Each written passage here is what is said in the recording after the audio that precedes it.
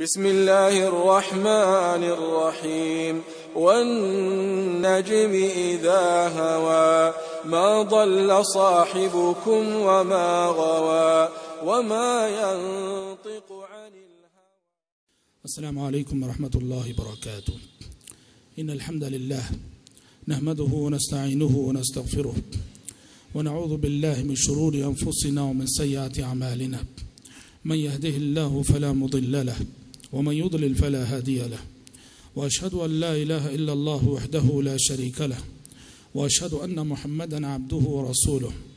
يا أيها الذين آمنوا اتقوا الله حق تقاته ولا تموتن إلا وأنتم مسلمون. يا أيها الناس اتقوا ربكم الذي خلقكم من نفس واحدة وخلق منها زوجها وبث منهما رجالا كثيرا ونساء واتقوا الله الذي تساءلون به والأرحام إن الله كان عليكم رقيبا. يا أيها الذين آمنوا اتقوا الله وقولوا قولا سديدا يصلح لكم أعمالكم ويغفر لكم ذنوبكم ومن يطع الله ورسوله فقد فاز فوزا عظيما. أما بعد فإن خير الحديث كتاب الله وخير الهدي هدي محمد صلى الله عليه وسلم وشر الأمور محدثاتها وكل محدثة بدعة وكل بدعة ضلالة وكل ضلالة في النار. رب اشرح لي صدري ويسر لي أمري واحلل عقدة من لساني يفقه قولي. تذکرہ عشر مبشرہ کا یہ مبارک سلسلہ جو پچھلے 5 دنوں سے چل رہا ہے، آج میں اس کی 5ویں کڑی لے کر آپ کی خدمت میں حاضر ہوں۔ کل کے درس میں ہم نے امیر المومنین عمر بن خطاب رضی اللہ تعالیٰ عنہ کے وہ حالات زندگی سماعت فرمائے تھے جو عہد نبوت کے حالات تھے اور نبوت ملنے سے خلافت ملنے سے پہلے ان کی زندگی کی جو تفصیلات تھیں اس پر روشنی ڈالی گئی تھی۔ آج کے درس میں انشاءاللہ تعالی حضرت عمر بن خطاب رضی اللہ عنہ کی خلافت اور خلافت کے ایام میں انہوں نے اسلام اور مسلمانوں کی جو خدمت کی، اس پہلو پہ میں روشنی ڈالنے کی کوشش کروں گا۔ حضرت ابو بکر صدیق رضی اللہ تعالیٰ عنہ نے اپنی وفات سے پہلے اپنے بعد بحیثیت خلیفہ حضرت عمر بن خطاب رضی اللہ عنہ کو نامزد کیا تھا، اور مسلمان باتفاق آراء حضرت ابو بکر صدیق رضی اللہ عنہ کی وفات کے بعد عمر بن خطاب رضی اللہ عنہ کو مسلمانوں نے خلیفہ جانا، خلیفہ مانا، اور اس طرح خلافت کی یہ عظیم ذمہ داری حضرت عمر بن خطاب رضی اللہ عنہ کے ہاتھوں آئی۔ حضرت خلیفہ بننے کے بعد حضرت عمر بن خطاب رضی اللہ عنہ نے ایسی مثالی حکومت کی اور ایسی خلافت کی تصویر لوگوں کے سامنے پیش کی کہ دنیا آج تک اس کی مثال دیتی ہے۔ حالانکہ یہ وہی عمر تھے جو اسلام سے پہلے زمانے جاہلیت میں اپنے بارے میں کہتے ہیں، جب میں چھوٹا تھا مجھے اونٹ چرانا بھی نہیں آتا تھا، لیکن جب اسلام آیا اور پیارے نبی کی تربیت میں یہ رہے تو نبی کریم صلی اللہ علیہ وسلم نے اس عمر کو، جس عمر کو اونٹ چرانا بھی نہیں آتا تھا، انسانوں کا رہنما، انسانوں کا رہبر اور مثالی خلیفہ بنا دیا، اور ایسی خلافت اور ایسی حکومت کہ جیسا کہ ابھی ہم نے کہا کہ دوست تو دوست، دشمن اس کی مثال دیتے ہیں، اپنے تو اپنے، غیر حضرت عمر بن خطاب رضی اللہ عنہ کی خلافت کی مثال دیتے ہیں۔ اور یقیناً حضرت عمر بن خطاب رضی اللہ عنہ کی خلافت یہ اسلامی تاریخ کا ایک روشن ترین باب ہے۔ حضرت خلافت ملنے کے بعد حضرت عمر بن خطاب رضی اللہ عنہ نے بنیادی مقصد دین کی حفاظت کو بنایا۔ ان کی خلافت کا پہلا اور اولین مقصد دین کی حفاظت، بدعات سے، خرافات سے، عجمی تہذیب سے، غیروں کے کلچر سے اور فتنوں سے دین کی حفاظت کو انہوں نے اپنی حکومت کا بنیادی مقصد بنایا۔ یہی وجہ ہے کہ احادیث میں بھی حضرت عمر بن خطاب رضی اللہ عنہ کو پیارے نبی نے اس حیثیت سے پیش کیا کہ عمر یہ فتنوں کے آگے ایک دروازہ ہے، عمر کسے کہتے ہیں؟ عمر اس شخصیت کا نام ہے کہ جو شخصیت جب تک زندہ رہے گی اس وقت تک بہت سارے فتنے رکے رہیں گے، دبے رہیں گے۔ عمر بن خطاب فتنوں کے راستے میں بہت بڑی رکاوٹ ہیں۔ فتنے پنپ نہیں سکتے عمر کے رہتے ہوئے، فتنے پیدا نہیں ہو سکتے عمر کے رہتے ہوئے۔ چنانچہ حضرت حذیفہ بن یمان رضی اللہ عنہ کی وہ مشہور حدیث حذیفہ بن یمان رضی اللہ تعالیٰ عنہ کی، جس میں خود حضرت عمر نے حضرت حذیفہ سے پوچھا تھا کہ کئی صحابہ بیٹھے ہوئے تھے، حضرت عمر نے پوچھا کہ تم میں سے کس نے فتنوں کے سلسلے میں پیارے نبی سے حدیث سن رکھی ہے؟ حضرت حذیفہ بھی چونکہ مجلس میں تھے اور حضرت عمر کا مقصد حذیفہ سے پوچھنا ہی تھا، اس لیے کہ حضرت حذیفہ رازدار رسول تھے، صاحب السر تھے، پیارے نبی نے انہیں فتنوں کے سلسلے میں بہت ساری باتیں سنا رکھی تھی۔ مجلس میں چونکہ حذیفہ تھے اسی لیے پیارے نبی نے حضرت عمر نے سوال کیا کہ تم میں سے کس نے فتنوں کے سلسلے میں حدیث سن رکھی ہے؟ اس وقت حذیفہ بن یمان رضی اللہ عنہ نے، لمبی حدیث ہے، اس میں حضرت حذیفہ نے جواب دیتے ہوئے فرمایا تھا کہ امیر المومنین، آپ کو فتنوں کے سلسلے میں فکر مند ہونے کی ضرورت نہیں، اس لیے کہ آپ کے اور فتنوں کے درمیان ایک مضبوط بند دروازہ ہے۔ آپ کو فتنوں کے سلسلے میں فکر کرنے کی ضرورت نہیں، اس لیے کہ آپ کے اور فتنوں کے درمیان ایک مضبوط بند دروازہ ہے۔ حضرت عمر نے پوچھا کہ حذیفہ بتاؤ پیارے نبی نے کیا فرمایا ہے، یہ دروازہ کھلے گا، کھولا جائے گا یا توڑا جائے گا؟ حضرت حذیفہ نے کہا کہ امیر المومنین یہ دروازہ توڑا جائے گا۔ بات اشارے اور کنایوں میں ہو رہی تھی۔ حذیفہ کے مقصد کو عمر سمجھ رہے تھے، عمر کے مقصد کو حذیفہ سمجھ رہے تھے رضی اللہ عنہما۔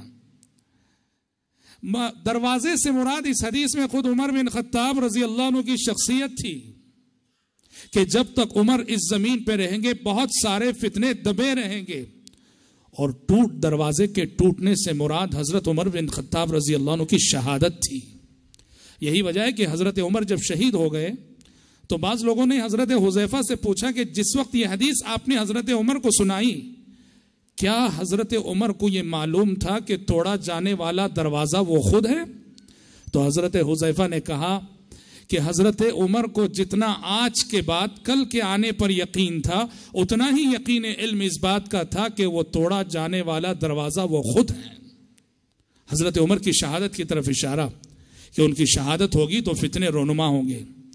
تو حضرات آپ اگر ان کی خلافت کو دیکھیں گے تو سمجھ میں آئے گا کہ حضرت عمر اپنی دور اندیشی، اپنی مومنانہ فراست سے حالات پہ کتنی گہری نظر رکھتے تھے، اور فتنہ پنپنے سے پہلے اور پیدا ہونے سے پہلے تاڑ لیتے تھے کہ کہاں کیا فتنہ پیدا ہو سکتا ہے، اور اس فتنے کو دبانے کے لیے جو تدبیر کرنی ہوتی وقت سے پہلے وہ تدبیر کر کے رکھتے۔ نتیجے میں حضرت عمر کا دور فتنوں سے پوری طرح سے پاک رہا۔ آئیے چند مثالیں دیتا چلوں میں، کیسے وہ فتنے کو وقت سے پہلے تاڑتے تھے اور کیسے وہ فتنوں کو دبایا کرتے تھے۔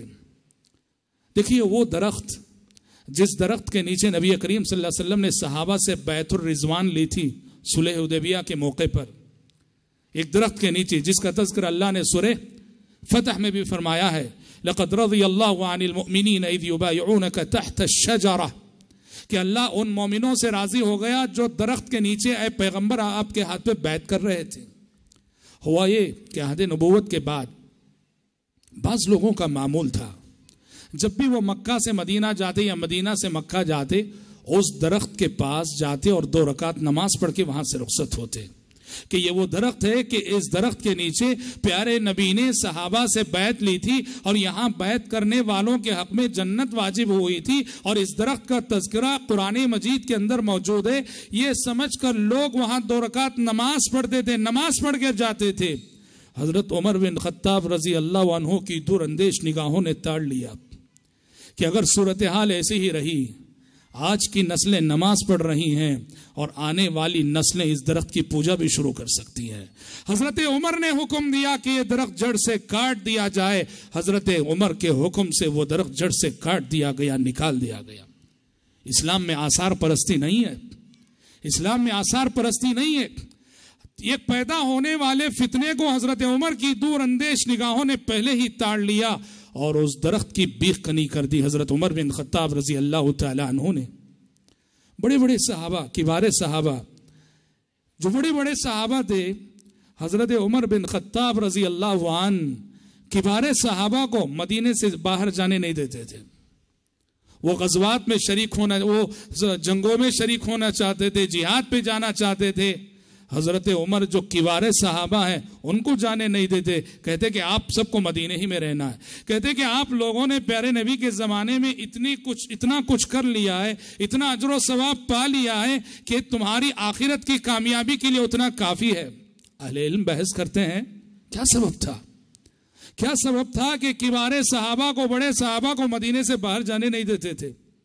کہتے ہیں کہ دو بنیادی مقاصد. ایک تو یہ کہ حضرت عمر کے دور میں جو فتوحات ہو رہی تھیں، نئے نئے چیلنجز آ رہے تھے، اس وقت مشورے کے لیے بڑے صحابہ کا ہونا ضروری تھا مدینے میں. ایک تو یہ بات تھی.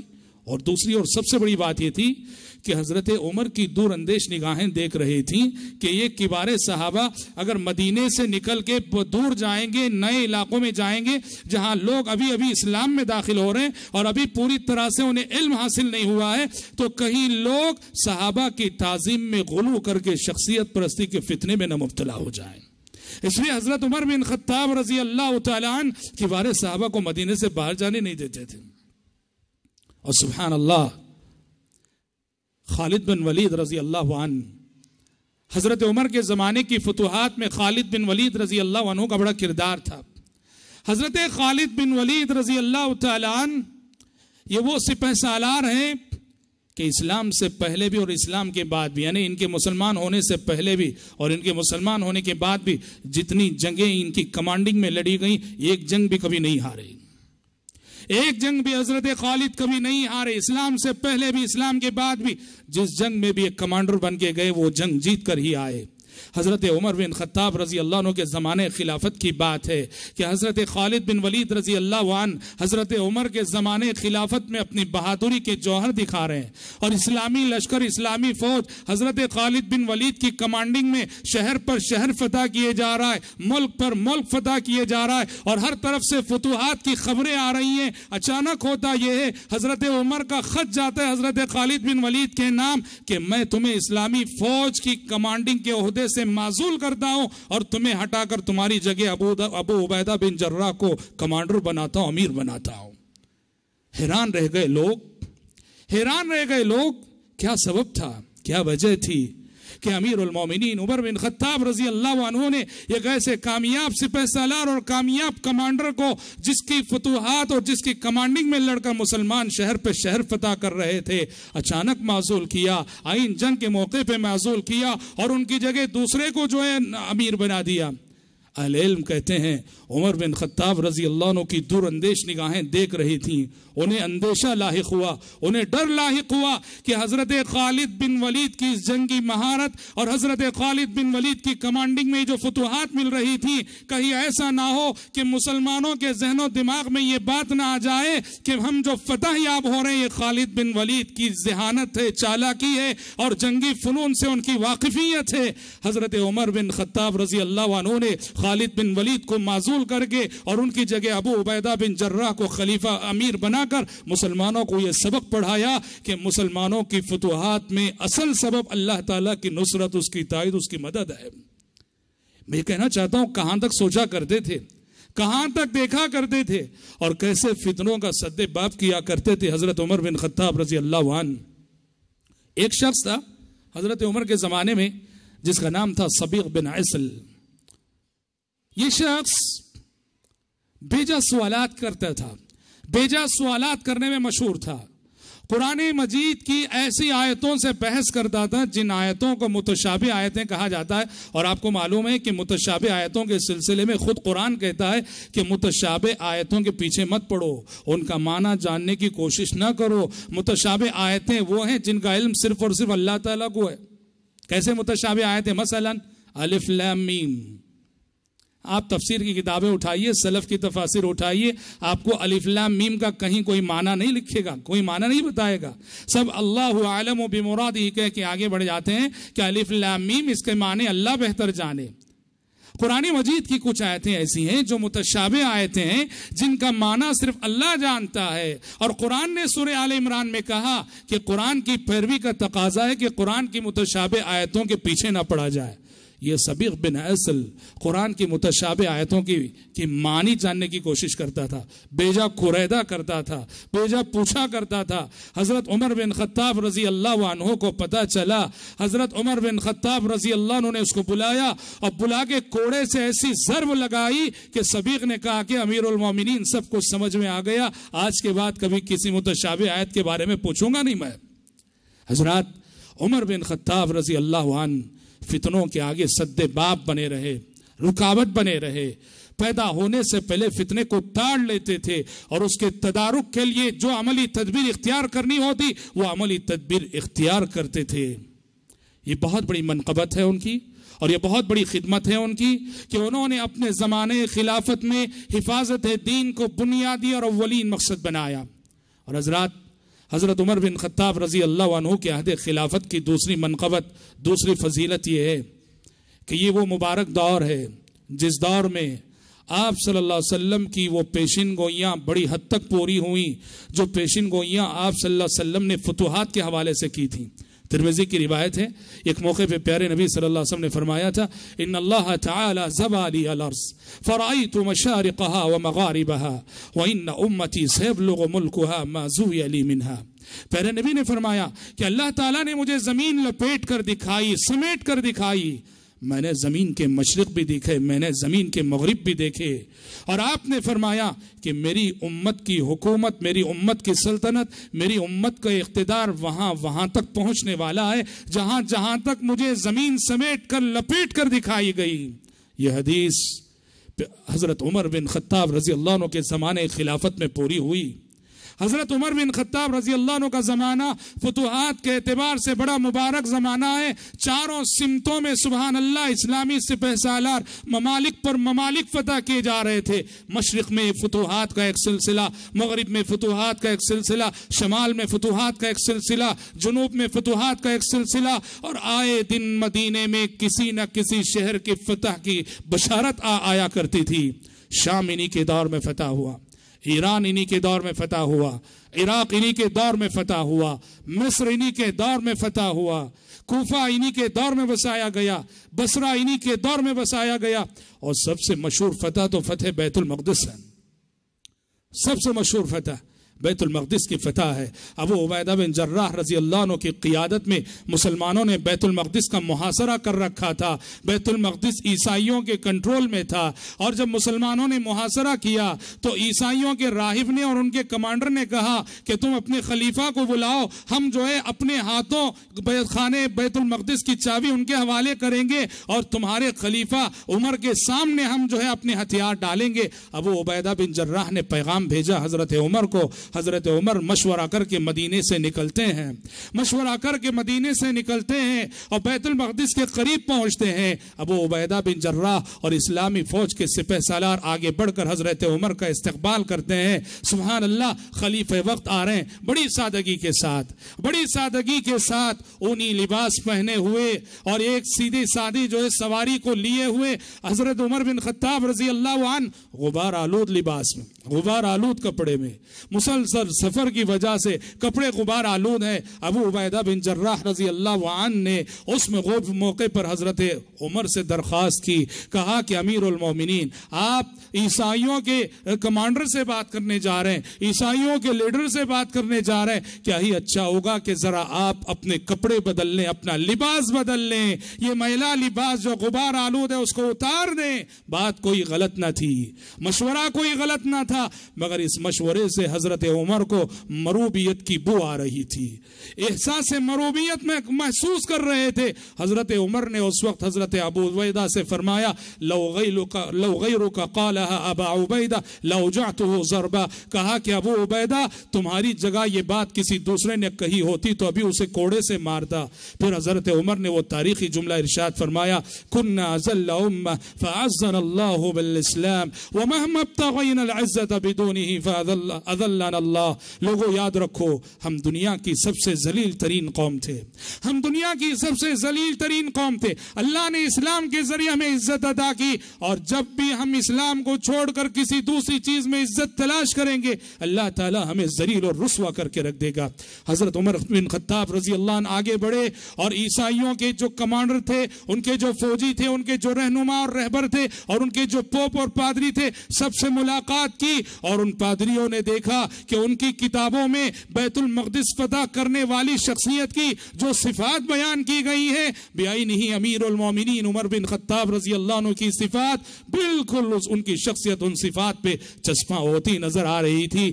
اور کرسچنوں کے راہب نے بیت المقدس کی چابی حضرت عمر بن خطاب رضی اللہ عنہ کے سپرد کی اور حوالے کی, اور اس طرح بیت المقدس کی فتح حضرت عمر بن خطاب رضی اللہ عنہ کے زمانے خلافت کا بہت بڑا کارنامہ ہے. اس کی اور ساری تفصیلات ہیں جو کسی اور موقع پہ انشاءاللہ آپ کے سامنے بیان کی جائیں گی. حضرات کہنا یہ ہے کہ بڑا مبارک دور تھا, فتوحات کا دور تھا. سبحان اللہ, جب قیصر و کسریٰ کی حکومتیں فتح ہوئیں, روم و ایران فتح ہوئے, روم و ایران اور قیصر و کسریٰ کے خزانے فتح ہو کر مدینہ آئے, حضرت عمر نے سراقہ کو بلایا. سراقہ کون ہے؟ یہ ایک صحابی رسول ہے. سراقہ صحابی رسول ہے, اور یہ وہ شخصیت ہے جو اسلام لانے سے پہلے جب کافر تھے تو انہوں نے سفر ہجرت میں پیارے نبی اور ابو بکر کو پکڑنے کی کوشش کی تھی, پیچھا کیا تھا, اور ان کی سواری کے پیر زمین میں دھس گئے تھے. اور اس سفر میں جب انہوں نے پیچھا کرنے کے بعد وہ ناکام ہوئے تھے, پیارے نبی صلی اللہ علیہ وسلم سے ایک امن نامہ لکھوا لیا تھا, اور اس وقت آپ صلی اللہ علیہ وسلم نے پیشن گوئی فرمائی تھی, سراقہ میں تمہیں امن نامہ لکھ کے دے رہا ہوں, مگر یاد رکھو وہ زمانہ کیسا ہوگا, وہ دن یاد رہے تمہیں جس دن کسریٰ کے کنگن تمہارے ہاتھ میں ہوں گے. حضرت عمر کے زمانے خلافت میں ایران کے بادشاہ کسریٰ کے کنگن جب مدینہ آئے, حضرت عمر نے سراقہ کو بلایا جو اس وقت مسلمان ہو چکے تھے, اور بلا کر سراقہ کو کسریٰ کے وہ کنگن پہنائے اور رو دیے. حضرت سراقہ بھی رو دیے, حضرت عمر بھی رو دیے کہ پیارے نبی صلی اللہ علیہ وسلم کی وہ پیشن گوئی کتنا جلد 10-12 سال کے عرصے میں رب العالمین نے جو ہے پوری کر دی.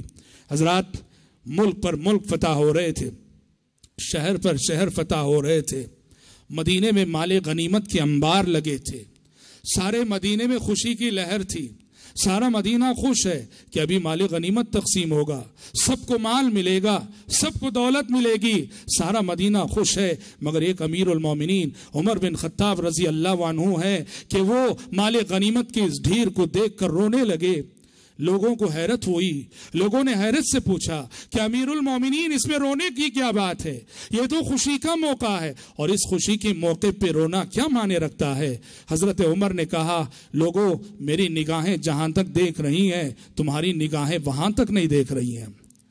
حضرت عمر بن خطاب رضی اللہ عنہ نے کہا کہ لوگوں یاد رکھو, یہ مال اور یہ دولت جس امت میں بھی, جس قوم میں بھی, جس اجتماعیت میں بھی آتا ہے, مال کبھی تنہا نہیں آتا, مال اپنے ساتھ بڑی آزمائشوں کو لے کے آتا ہے.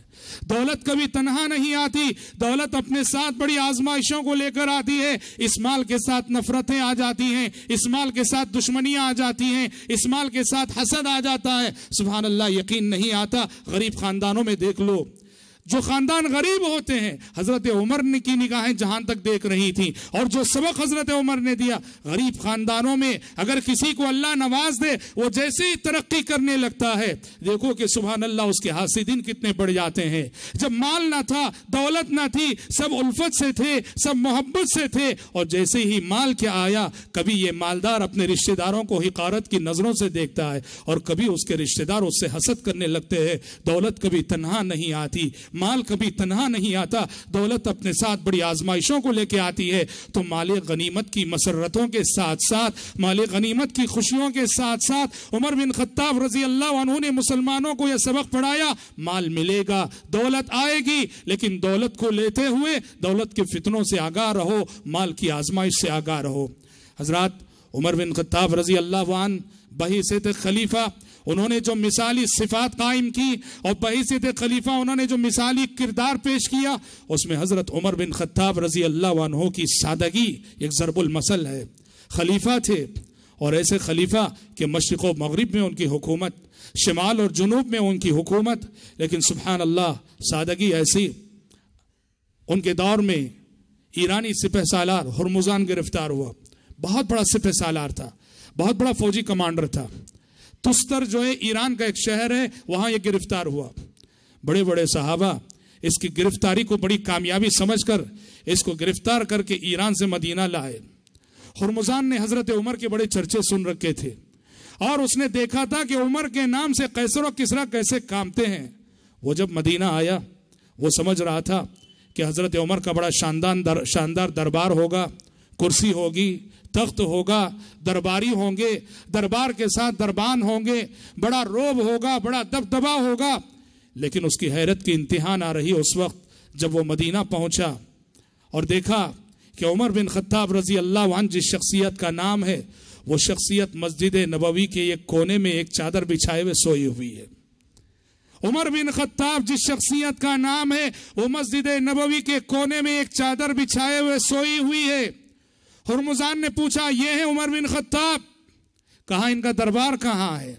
ان کا دربان کہاں ہے؟ ان کے دربان کہاں ہیں؟ ان کے درباری کہاں ہیں؟ ان کے باڈی گارڈ کہاں ہیں؟ لوگوں نے کہا نہ کوئی دربار ہے، نہ کوئی دربان ہے، نہ کوئی درباری ہے، نہ کوئی باڈی گارڈ ہے، یہی جینے کا انداز ہے. ہرمزان نے کہا یہ سادگی اور روب و دبدبا ایسا کہ سپر پاور طاقتوں کے دو حکمران قیصر و کسریٰ ان کے نام سے لرز بر اندام ہوتے ہیں. ہرمزان ان کی سادگی سے اتنا متاثر ہوا کہ کلمہ پڑھ کر مسلمان ہو گیا. کلمہ پڑھ کر مسلمان ہو گیا. سبحان اللہ. پیون لگے ہوئے کپڑوں میں انہوں نے ایسی مثالی حکومت کی کہ رب العالمین نے ان کا روب اور دبدبا وقت کے ایوانوں میں، وقت کے حکمرانوں کے دلوں میں ڈال دیا. اس پیون لگے ہوئے شخصیت کے تذکرے سے وقت کے بڑے بڑے حکمران جو ہے کانپا کرتے تھے. حضرت عمر کی سادگی سے وہ مسلمان ہو گیا. حضرت عمر بن خطاب رضی اللہ عنہ نے جہاں سادگی کی غیر معمولی مثالیں قائم کی، وہی حضرت عمر کی خلافت عدل و انصاف کی تنفیذ میں بھی اپنی مثال آپ ہے. اس نیلے آکاش نے انصاف کے ایسے نمونے بہت کم دیکھے ہوں گے جو نمونے عملاً حضرت عمر بن خطاب رضی اللہ عنہ نے اپنی زمانے خلافت میں پیش کیے. والی مصر عمر بن عاص رضی اللہ عنہ کے بیٹے کا واقعہ بڑا مشہور ہے. گرچہ بعض اہل علم اس کی استنادی حیثیت پہ کلام کرتے ہیں، لیکن تاریخ کی سبھی کتابوں نے اس واقعے کو ذکر کیا ہے کہ والی مصر کے گورنر تھے عمر بن عاص، صحابی ہیں رضی اللہ عنہ. ان کا لڑکا تھا عمر بن عاص رضی اللہ عنہ کے لڑکے نے ناحق یک قبطی کو مار دیا. قبطی کون ہے؟ غیر مسلم ہے، مصر کا کافر ہے، مصر کا غیر مسلم ہے. عمر بن عاص رضی اللہ عنہ کے بیٹے نے، گورنر کے بیٹے نے یہ غیر مسلم کو ناحق مار دیا. وہ قبطی مصر سے نکلا، وہ جانتا تھا عمر بن خطاب رضی اللہ عنہ کے عدل و انصاف کو. وہ مصر سے نکلا اور شکایت لے کر مدینہ آیا. عمر بن خطاب رضی اللہ عنہ سے اس نے شکایت کی کہ آپ کا جو گورنر مصر کے عمر بن عاص جو آپ کے گورنر ہیں، ان کے بیٹے نے ناحق مجھے مارا ہے. حضرت عمر بن خطاب رضی اللہ عنہ نے عمر بن عاص کو ان کے بیٹے کے ساتھ مدینہ بلایا. بلانے کے بعد اس قبطی کے ہاتھ میں کوڑا دے دیا، اس قبطی کے ہاتھ میں کوڑا دے دیا اور کوڑا دے کے کہا اور جیسے تمہیں اس نے مارا تم بھی اسے مارو. اس قبطی نے حضرت عمر بن العاص کی موجودگی میں ان کے بیٹے پہ کوڑے سے ضرب لگائی اور اسے بدلہ لے لیا. اور بدلہ لینے کے بعد عمر بن خطاب رضی اللہ عنہ نے وہ تاریخی جملہ ارشاد فرمایا تھا جو تاریخی جملہ سبحان اللہ آب زر سے لکھے جانے کے قابل ہے.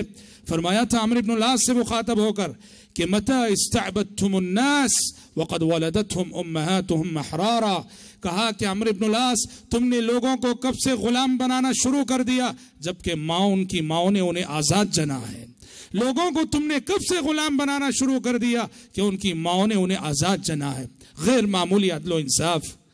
دیکھیے حضرت عمر بن خطاب رضی اللہ عنہ کے انصاف اور ان کے احتیاط کی اس سے بڑی مثال کیا ہو سکتی ہے کہ انہوں نے اپنے زمانے خلافت میں انصار اور مہاجرین کو بیت المال سے ماہانہ وظیفہ جاری کر رکھا تھا. وہ صحابہ جو انصار اور مہاجرین تھے ان کی جو خدمات اور قربانیاں تھیں اسلام کے لیے، اس کے پیش نظر حضرت عمر بن خطاب رضی اللہ عنہ ماہانہ کچھ وظیفہ بیت المال سے انصاری ہر صحابی کو ملتا تھا. مہاجرین کو سالانہ جو ہے 4000 درہم ملتے تھے. جو بھی مہاجر صحابہ تھے جو مکہ سے مدینہ ہجرت کر کے گئے تھے سب کو 4000 درہم سالانہ ملتے تھے. سارے مہاجرین 4000 درہم پاتے تھے سوائے ایک مہاجر صحابی کے.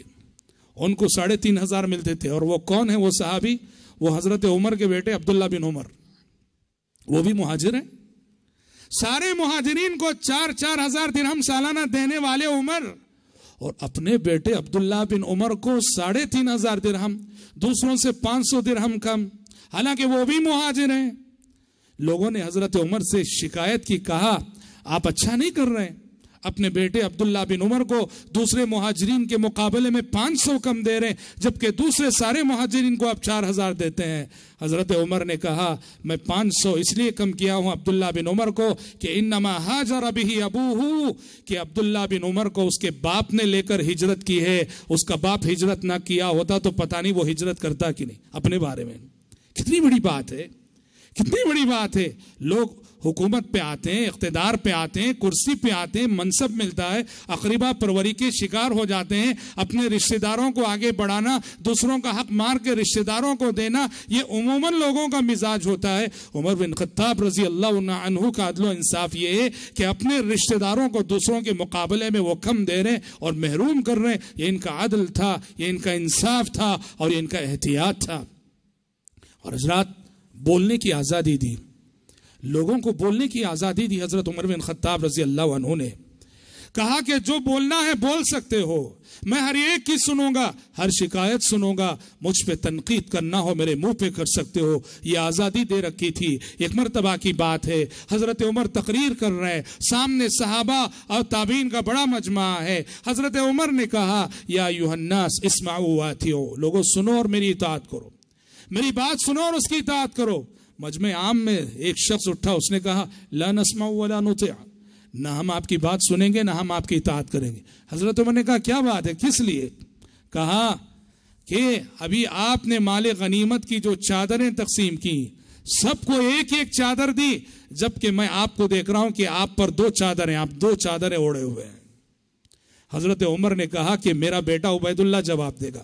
عبید اللہ بن عمر نے جواب دیا کہ لوگوں ابا جان نے بھی تمہاری طرح ایک ہی چادر لی مال غنیمت میں سے, دوسری چادر میری ہے جو میں نے ابا جان کو دے رکھی ہے.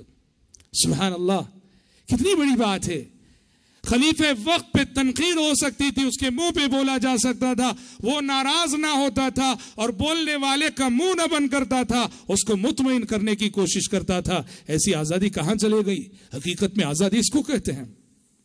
ایک اور مرتبہ تقریر کر رہے تھے, مجمع عام میں سے ایک شخص نے اٹھ کے کہا کہ اگر آپ صحیح طریقے سے حکومت نہیں کریں گے, کتاب و سنت کے مطابق فیصلے نہیں کریں گے, تلوار دکھا کے کہا ہم اس کے ذریعے سے آپ کو درست کریں گے, ہم اس کے ذریعے سے آپ کو درست کریں گے. حضرت عمر نے کہا شکر ہے رب العالمین کا جس نے اس امت میں ایسے افراد پیدا کیے ہیں کہ عمر سے بھی اگر غلطی ہو تو اس کو درست کرنے کا حوصلہ رکھتے ہیں. اللہ اکبر, کیا بات ہے, سب کیسی صفات ہے یہ سب. یہ صفات اسی شخص کے اندر پیدا ہو سکتی ہیں جو اللہ کے لیے جیتا ہو, جو اللہ کی خوشنودی اور اللہ کی رضامندی کو مقصد زندگی بناتا ہو. ورنہ میرا اور آپ کا طرز زندگی یہ ہے کہ انانیت ایسی آ جاتی ہے کہ کوئی ذرا ہم پر تنقید کر دے, ہماری انا جاگ اٹھتی ہے, ہماری غیرت جاگ اٹھتی ہے, ہم اسے اپنے ایگو کا مسئلہ بنا کر جس نے ہماری ذات پہ تنقید کی ہے اس کو جتنا نیچا دکھا سکتے ہیں نیچا دکھانے کی کوشش کرتے ہیں. قربان جائیے حضرت عمر بن خطاب رضی اللہ تعالیٰ عنہ کی اس طرز حکومت پر, اس طرز خلافت پر, اور کیسا نمونہ انہوں نے خلیفہ ہونے کی حیثیت سے پیش کیا. احساس ذمہ داری ایسا, اللہ اکبر, اپنی ذمہ داری کا احساس کر کے تڑپ اٹھتے تھے, اور کبھی کبھار اپنی ذمہ داری کا احساس کر کے کہا کرتے تھے کہ واللہ لو عثرت بغلۃ فی العراق, والله لو عثرت بغلة في العراق لخشيت أن يسألني الله عز وجل لما لم تصلح لها الطريق يا عمر. کہا کرتے تھے کہ مجھے ڈر ہے, میں مدینے میں ہوں اور میری حکومت مدینے میں, اگر مدینے میں رہتے ہوئے آج اگر عراق کی کسی سڑک پر چلتے ہوئے کسی خچر کو ٹھوکر لگ جائے، کیونکہ ان کی حکومت عراق، شام، ایران، مصر، جیسے ہم نے کہا مشرق و مغرب میں پھیلی ہوئی تھی۔ تو حضرت عمر کہتے تھے میں ہوں تو مدینے میں، لیکن مجھے ڈر ہے کہ اگر آج عراق کی کسی سڑک پر کہ چلتے ہوئے کسی خچر کو ٹھوکر لگے تو قیامت کے روز مجھ سے سوال ہوگا حشر کے میدان میں کہ اے عمر، تمہارے زمانے خلافت میں فلاں سڑک پر ایک خچر نے ٹھوکر کھائی تھی، تم نے جانوروں کے لیے راستے کو درست نہیں کیوں رکھا تھا؟ اللہ اکبر۔ خلیفہ اس کو کہتے ہیں، احساس ذمہ داری اس کو کہتے ہیں۔ انسان تو انسان، جانوروں کے سلسلے میں فکر مند ہو خلیفہ وقت۔ اور سبحان اللہ، اس امت کے کمانڈر بھی ایسے تھے، عمرو بن العاص رضی اللہ عنہ، جنہوں نے مصر کو فتح کیا، حضرت عمر کے زمانے خلافت میں فتح کیا۔ پرندوں کے سلسلے میں ان کا جذبہ رحمت ملاحظہ کرو۔ انہوں نے ایک جگہ ٹینٹ لگایا تھا، خیمہ لگایا تھا، ایک جگہ اسلامی فوج نے ٹینٹ اور خیمے لگائے تھے۔ جب کوچ کرنے کا موقع آیا، سفر کرنے کا موقع آیا، سارے ٹینٹ نکالے جا رہے تھے، دیکھا گیا کہ عمرو بن العاص کا جو ٹینٹ ہے اس میں ایک کبوتری نے جو ہے گھونسلہ بنا رکھا ہے، ایک کبوتری نے گھونسلہ بنا رکھا ہے۔ اسلامی فوج کے کمانڈر ہیں۔ عمرو بن العاص نے کہا لوگوں، میرا خیمہ اور میرا جو ٹینٹ ہے اسے اسی حالت پہ چھوڑ دو، اسے نکالو مت، اس لیے کہ یہاں میرا مہمان ہے، اگر میرا ٹینٹ نکالو گے تو میرے مہمان کو تکلیف ہوگی۔ اس کبوتری کا لحاظ کر کے اس ٹینٹ کو ویسے ہی چھوڑ دیا گیا اور اسلامی فوج آگے بڑھ گئی۔ اللہ اکبر۔ یہ احساس ذمہ داری عمر بن خطاب رضی اللہ عنہ کا تھا۔ لو عثرت بغلة في العراق لخشيت ان يسألني الله عز وجل لما لم تصلح لها الطريق يا عمر۔ خلافت کی جو ذمہ داری انہوں نے اٹھائی تھی، خلافت کی جو ذمہ داری انہوں نے نبھائی تھی، حضرت عمر سوچ سوچ کے تڑپ جاتے تھے، کل اللہ کے پاس کیا کیا سوالات ہوں گے، کیسے جواب دوں گا میں۔ اور آپ سوچو، آج کل کوئی بھی شخص کرسی پہ آتا ہے تو کیا فکر کرتا ہے؟ کسی طرح یہ کرسی میرے بعد میرے بیٹے تک جائے، کسی طرح یہ کرسی میرے بعد میری اولاد تک جائے۔ قربان جائیے عمر بن خطاب رضی اللہ عنہ کے تقوی پر، ان کے احتیاط پر، ان کے احساس ذمہ داری پر۔ جیسا کہ بھی ہم بتائیں گے، جب چھرا گھوم دیا گیا حضرت عمر بن خطاب رضی اللہ عنہ کو، زندگی کی آخری سانسیں چل رہی تھی، لوگوں نے حضرت عمر کا، کیونکہ مسئلہ یہ تھا کہ حضرت عمر کے بعد خلیفہ کون بنے، حضرت عمر کے بعد خلیفہ کون بنے، یہ مسئلہ تھا۔ لوگوں نے حضرت عمر سے درخواست کی اپنے بیٹے عبداللہ بن عمر کو خلیفہ بنا دیجئے، کہا کہ اپنے بیٹے عبداللہ بن عمر کو خلیفہ بنا دیجئے۔ حضرت عمر تڑپ گئے، انہوں نے دیکھا کہ خلافت کے لیے ان کے بعد ان کے بیٹے کا نام آ رہا ہے، ڈر گئے، میں جو یہ ذمہ داری سنبھالا ہوں یہ میں کافی ہے، میں نہیں چاہتا کہ یہ ذمہ داری میرے بعد میری اولاد کے ایک دوش پر آئے، ناتواں کندھوں پر آئے۔ حضرت عمر نے عبداللہ بن عمر سے لوگوں کی توجہ ہٹانے کے لیے کیا کہا جانتے ہیں؟ جب لوگوں نے عبداللہ بن عمر کا نام پیش کیا کہ اپنے بعد اپنے بیٹے عبداللہ بن عمر کو خلیفہ نامزد کر دیجئے، حضرت عمر نے کہا لوگوں، جس شخص کو اپنی بیوی کو طلاق دینا نہیں آیا وہ خلافت کی ذمہ داری کیسے نبھائے گا؟ تم اس عبداللہ بن عمر کا نام پیش کر رہے ہو جس کو طلاق دینے کا طریقہ نہیں معلوم، اور وہ اپنی خلافت کی ذمہ داری کیسے نبھائے گا؟ اصل کیا ہوا؟ عہد نبوت میں آپ کو معلوم ہے نبی کریم صلی اللہ علیہ وسلم کے زمانے میں حضرت عبداللہ بن عمر نے حالت حیض میں اپنی بیوی کو طلاق دے دی تھی، حالانکہ حالت حیض میں طلاق دینا ناجائز ہے، حالت طہر میں عورت کو طلاق دینا چاہیے، حیض میں طلاق دینا ناجائز ہے۔ وہ غلطی عبداللہ بن عمر سے ہو گئی تھی اور پیارے نبی نے کہا تھا کہ رجوع کرو، اور عبداللہ بن عمر نے رجوع کیا تھا۔ حضرت عمر کا تقوی ملاحظہ کرو، جب لوگوں کی زبانوں پر خلافت کے لیے عبداللہ بن عمر کا نام آتے دیکھا، انہوں نے چاہا کہ لوگوں کی نظروں میں عبداللہ بن عمر کی اہمیت کو گھٹایا جائے تاکہ خلافت کے لیے میرے بعد میرے بیٹے کا نام نہ آئے اور اللہ کے سامنے اسے جواب دہ نہ ہونا پڑے۔ اس کے لیے ان کی ایک ایسی کمزوری کا ذکر کر دیا، کہا کہ جسے اپنی بیوی کو طلاق دینے کا طریقہ نہیں معلوم وہ خلافت کی ذمہ داری کہاں سے نبھائے؟ اللہ اکبر۔ تقوی اسے کہتے ہیں، تقوی اسے کہتے ہیں، خلوص اسے کہتے ہیں، للہیت اسے کہتے ہیں، ایثار اسے کہتے ہیں، قربانی اسے کہتے ہیں، احساس ذمہ داری اسے کہتے ہیں، اور احساس جواب دہی اسے کہتے ہیں۔ حضرات، عمر بن خطاب رضی اللہ عنہ کی شخصیت کے حوالے سے باتیں بہت ہیں، لیکن خاص طور پہ جس بات پہ میں ذرا کچھ تفصیل سے روشنی ڈال کے ختم کرنا چاہوں گا اپنے اس محاضرے کو، حضرت عمر فاروق رضی اللہ عنہ کی شہادت۔ عمر بن خطاب رضی اللہ عنہ،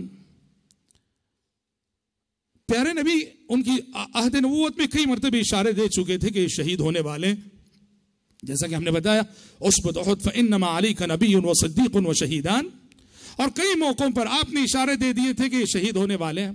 اور حضرت عمر کو بھی شہادت کی بڑی تمنا تھی. حضرت عمر ہمیشہ ایک دعا کرتے تھے, اللہ تعالیٰ سے کہتے تھے اللہم ارزقنی شہادتا فی سبیلک واجعل موتی فی بلد رسولک.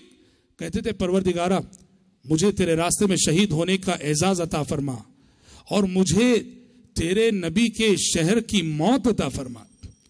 مدینے کی موت مانگا کرتے تھے, اس لیے کہ مدینے کی موت کی فضیلت ہے. پہلے نبی صلی اللہ علیہ وسلم نے فرمایا جو ایمان کی حالت میں مدینے میں انتقال کرے میں اس کے حق میں ڈبل سفارش کروں گا, دگنی سفارش کروں گا. اللہ اکبر. تو حضرت عمر مدینے کی موت بھی مانگ رہے تھے اور ساتھ میں کہہ رہے تھے کہ اللہ مجھے شہادت کی موت بھی دے. بظاہر دو ایسی چیزیں مانگ رہے ہیں جو ایک دوسرے کی ضد ہیں. شہادت چاہیے تو مدینے سے باہر نکلنا پڑے گا, شہادت بھی مانگ رہے ہیں اور مدینے کی موت بھی مانگ رہے ہیں. اللہ تعالیٰ نے ان کی یہ دونوں آرزویں پوری کی, انہیں مدینے کی موت بھی ملی اور شہادت کی موت بھی ملی. کیسے ملی؟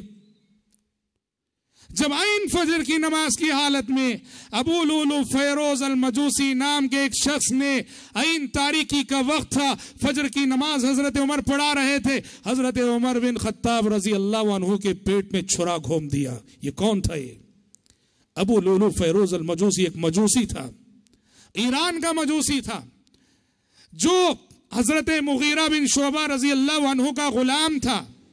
بڑا فندان تھا, کئی طرح کے فن جانتا تھا. یہ حضرت مغیرہ بن شعبہ رضی اللہ عنہ یہ کماتا, چونکہ حضرت مغیرہ کا غلام تھا, کماتا تھا. حضرت مغیرہ اس سے روزینہ جو ہے اس کی آمدنی کا کچھ حصہ لیا کرتے تھے.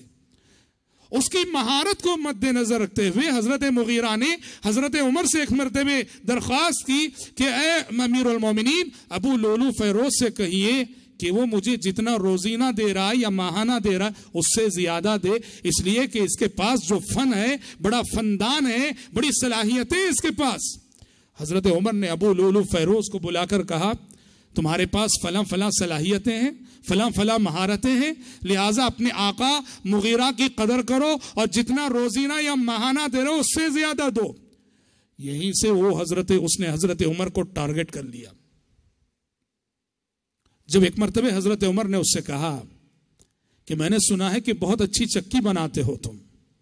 دیکھو کس انداز میں دھمکی دیتا ہے. حضرت عمر نے اس سے کہا میں نے سنا ہے کہ تم بہت اچھی چکی بناتے ہو. چکی بناتا تھا واقعتاً. اس نے کہا کہ ہاں امیر المومنین بناتا ہوں, اب ایک ایسی چکی بناؤں گا کہ لوگ یاد رکھیں گے. یہ جملہ کہہ کے آگے بڑھا. حضرت عمر نے لوگوں سے پوچھا, لوگوں سے کہا جو اپنے اطراف تھے, جانتے ہو اس نے جو جملہ کہا ہے ایسی چکی بناؤں گا کہ لوگ یاد رکھیں گے, کیا مطلب ہے؟ اس نے میرے قتل کی دھمکی دی ہے, اس نے مجھے قتل کرنے کی دھمکی دی ہے. لوگوں نے کہا کہ اگر ایسی بات ہے تو ابھی گرفتار کیا جائے, پکڑا جائے. حضرت عمر بن خطاب رضی اللہ عنہ نے کہا اس نے صراحت سے نہیں کہا, یہ تو میں نے سمجھا ہے, اس کے مطلب کو میں نے سمجھا ہے. اسے پکڑنے کے لیے, اس کی گرفت کرنے کے لیے اس نے صراحت تو نہیں کی ہے. اللہ اکبر, کتنی بڑی بات ہے, کیسا انصاف ہے. بالآخر یہ ہوا کہ یہی شخص جو کہ حقیقت میں مجوسی تھا, عین فجر کی نماز کی حالت میں عمر بن خطاب رضی اللہ عنہ جب نماز پڑھا رہے تھے, تاریکی کا موقع فائدہ اٹھا کر آگے بڑھا اور حضرت عمر بن خطاب رضی اللہ عنہ کے پیٹ میں چھرا گھوم دیا. 3 ضربیں یا ایک روایت کے مطابق 6 مرتبہ اس نے چھرا گھونپا یا 3 مرتبہ گھونپا. حضرت عمر بن خطاب رضی اللہ عنہ فوراً پیچھے آئے. عبد الرحمن ابن عوف پیچھے کھڑے تھے, ان کو آگے بڑھایا. دیکھو یہی حکمت ہے جو آپ نے فرمایا کہ امام کے پیچھے اہل علم کھڑے ہیں, امام کے پیچھے علم والے کھڑے. اس کی حکمت یہی ہوتی ہے کہ دوران نماز اچانک کچھ بھی امام کے ساتھ ہو سکتا ہے, اس کو ضرورت پیش آ سکتی ہے. حضرت عمر ایک قدم پیچھے ہٹے, اس حالت میں تڑپتے ہوئے عبد الرحمن ابن عوف کو آگے بڑھایا. عبد الرحمن ابن عوف رضی اللہ عنہ نے مختصر صورتیں پڑھا کر نماز ختم کی اور یہ ابو لولو فیروز المجوسی بھاگ رہا تھا اور بھاگتے ہوئے اور 13 صحابہ کو زخمی کیا, جس میں سے 9 شہید ہو گئے.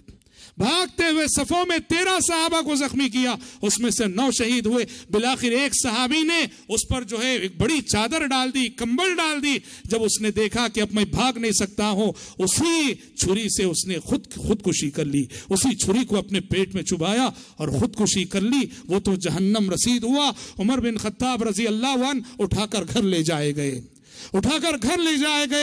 انہیں پانی دودھ وغیرہ پلایا گیا. جیسے ہی پلایا گیا دیکھا گیا کہ جو سوراخ ہے وہاں سے سب کچھ نکل رہا ہے. لوگ سمجھ گئے کہ امیر المومنین اب چند لمحوں کے مہمان ہیں. جب پی جانے والی چیزیں کھلائی جانے والی چیزیں نکلنے لگی یقین ہو گیا کہ امیر المومنین کی زندگی کا اب یہ خاتمہ ہے. سب لوگ سارا مدینہ امٹ پڑا. سب لوگ آ رہے ہیں عیادت کر رہے ہیں. حضرت عمر بن خطاب رضی اللہ عنہ کو تسلی کے جملے بول رہے ہیں. اللہ اکبر. آنے والوں میں سے ایک نے تسلی دیتے ہوئے حضرت عمر کی خدمات گنائی. امیر المومنین آپ بڑے خوش نصیب ہیں, بڑے خوش نصیب ہیں. آپ نے یہ کارنامہ انجام دیا, وہ کارنامہ انجام دیا, وہ کارنامہ انجام دیا. یہ خدمات اور اس تسلی کو سن کر حضرت عمر نے کہا لوگوں تم میرے کارناموں کی بات کر رہے ہو, میرا دل تو یہ کہہ رہا ہے کہ خلافت کی جو ذمہ داری میں نے نبھائی, خلافت کی جو ذمہ داری میں نے, خلافت کا یہ بوجھ جو میں نے اٹھایا ہے اس کو لے کر میں اتنا ڈرا ہوا ہوں اللہ کے سامنے کھڑے ہونے سے. میرا دل یہ کہتا ہے کہ کل اگر حشر کے میدان میں یہ اعلان ہو کہ عمر نے خلافت کی جو ذمہ داری جو نبھائی, اس ذمہ داری کو نبھانے میں عمر نہ اجر و ثواب کا مستحق ہے نہ عذاب و عقاب کا مستحق ہے, تو میں سمجھوں گا کہ کامیاب ہو گیا. اللہ اکبر. نہ مجھے اس خلافت کی وجہ سے کوئی اجر و ثواب ملے اور نہ عذاب و عقاب ملے تو سمجھوں گا کہ میں کامیاب ہو جاؤں گا. احساس ذمہ داری سے کہتے ہیں. اللہ اکبر. اتنے میں یہ جو آ کر لوگ تسلی دیتے ہوئے جا رہے تھے, ان جانے والوں میں حضرت عمر نے دیکھا کہ ایک شخص جو تسلی دے کے انہیں حضرت عمر سے بات کر کے ان کی عیادت کر کے جا رہا ہے, اس کا پیجامہ ٹخنے سے نیچے لٹک رہا ہے. اللہ اکبر. اس حالت میں حضرت عمر نے اس کو بلایا, بلا کے کہا ارفع ازارک. کہاں ہے امر بالمعروف اور نہی عن المنکر میں بھلائی کا حکم دینا, برائی جہاں بھی نظر آئے روکنا, منع کرنا, اصلاح کی کوشش کرنا. ہم کتنے کمزور ہیں. اور ملاحظہ کرو نہی عن المنکر کا یہ جذبہ زندگی کی آخری سانسیں چل رہی ہے, پیٹ میں کئی سوراخ پڑے ہوئے ہیں اور سبحان اللہ دیکھ رہے ہیں کہ پیجامہ ٹخنے سے نیچے لٹک رہا ہے. بلا کے کہتے ارفع ازارک فإنہ انقی لثوبک واتقی لربک. کہا کہ اپنے ازار کو اپنے ٹخنے سے اوپر کر لو, یہ تقوی کا بھی تقاضا ہے اور تمہارا کپڑا بھی جو ہے پاک صاف رہے گا. اللہ اکبر. بہرحال عمر بن خطاب رضی اللہ عنہ اسی کشمکش میں انہی چند لمحات میں چند سانسوں کے بعد انتقال کر گئے. 10.5 سال آپ کی حکومت تھی اور وفات کے وقت حضرت ابو بکر کی طرح آپ کی عمر بھی 63 سال تھی. پیارے نبی کے دونوں پیارے ساتھیوں کو اللہ تعالیٰ نے اپنے پاس بلایا تو اپنے حبیب محمد صلی اللہ علیہ وسلم کی عمر دے کر بلایا. دونوں کی وفات ابو بکر عمر رضی اللہ عنہما کی 63 سال میں ہوئی. وفات سے پہلے حضرت عمر بن خطاب رضی اللہ عنہ کی خواہش تھی کہ پیارے نبی صلی اللہ علیہ وسلم اور ابو بکر صدیق رضی اللہ عنہ کے پہلو میں دفن ہونا ہے. حضرت عمر بن خطاب رضی اللہ عنہ کو جب چھرا گھوم دیا گیا, حضرت عمر نے اپنے بیٹے عبداللہ بن عمر کو کہا جاؤ ام المومنین عائشہ سے کہو کہ عمر سلام کہہ رہے ہیں, اور سلام کہنے کے بعد ام المومنین سے درخواست کرو کہ عمر کی خواہش ہے کہ وہ صاحبین کے پہلو میں دفن ہونا چاہتے ہیں, آپ کے شوہر اور آپ کے ابا جان کے پہلو میں دفن ہونا چاہتے ہیں, اجازت لو ام المومنین سے. عبداللہ بن عمر گئے اور جا کر سلام پیش کیا حضرت عمر کا, اور پھر کہا کہ ابا جان آپ سے درخواست کر رہے ہیں, ابو بکر صدیق رضی اللہ عنہ کے پہلو میں دفن ہونا چاہتے ہیں.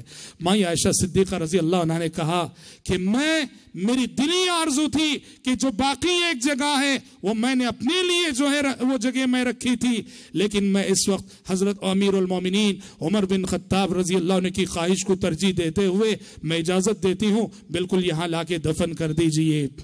حضرت عمر بن خطاب رضی اللہ تعالیٰ عنہ کا احتیاط ملاحظہ کرو. وفات سے پہلے کہا کہ عبداللہ ٹھیک ہے کہ ام المومنین نے اجازت دے دی ہے, جب میری روح نکل جائے اور میرا جنازہ اٹھے اس وقت پھر ایک اور مرتبہ اجازت لے کر دیکھنا, ہو سکتا ہے کہ میرا لحاظ رکھ کر مجھے کیسے نہ بولیں، ام المومنین کی زبان سے ہاں نکل گیا ہو، لیکن میری روح جب نکل جائے اس وقت ایک اور مرتبہ اجازت لینا، اس وقت ایک اور مرتبہ اجازت لینا، تب اگر ام المومنین اجازت دیتی ہیں مجھے وہاں دفن کرنا، ورنہ پھر مجھے عامۃ المسلمین کے ساتھ دفن کر دینا۔ اور ویسے ہی کیا گیا، ام المومنین نے اجازت دی اور حضرت ابو بکر صدیق رضی اللہ عنہ کے پہلو میں دفن کیے گئے، اور اس طرح حضرت عائشہ صدیقہ رضی اللہ عنہا کے اس خواب کی تعبیر مکمل ہوئی جو خواب کے انہوں نے دیکھا تھا اللہ کے نبی کی زندگی میں، کہ میری گود میں 3 چاند آ پڑے ہیں، میری گود میں 3 چاند آ گرے ہیں۔ ان کے حجرے میں، ان کے کمرے میں جو 3 قبریں آئیں، یہی تعبیر تھی حضرت عائشہ صدیقہ رضی اللہ عنہا کے اس خواب کی۔ اس طرح میرے بھائیوں، حضرت عمر بن خطاب رضی اللہ عنہ کی یہ مثالی زندگی، یہ مثالی سیرت اختتام پذیر ہوتی ہے، جسے ہم نے بالاختصار سمیٹنے کی کوشش کی۔ اور سارے پہلو ہیں حضرت عمر کی زندگی کے جو اللہ حیات باقی رکھے تو کسی حوالے سے، کسی اور بہانے سے آپ کے سامنے پیش کریں گے۔ دعا ہے رب العالمین سے اللہ تعالی ہم سب کو، آپ سب کو صحیح معنوں میں اسوہ صحابہ کی پیروی کرنے کی توفیق عطا فرمائے، آمین۔ وآخر دعوانا ان الحمد للہ رب العالمین۔ انشاءاللہ تعالی کل کا ہمارا محاضرہ سیرت عثمان بن عفان رضی اللہ تعالیٰ عنہ کے حوالے سے ہوگا۔ آپ سب حسب معمول شریک ہو کر استفادے کی کوشش کریں۔ والسلام علیکم ورحمۃ اللہ وبرکاتہ۔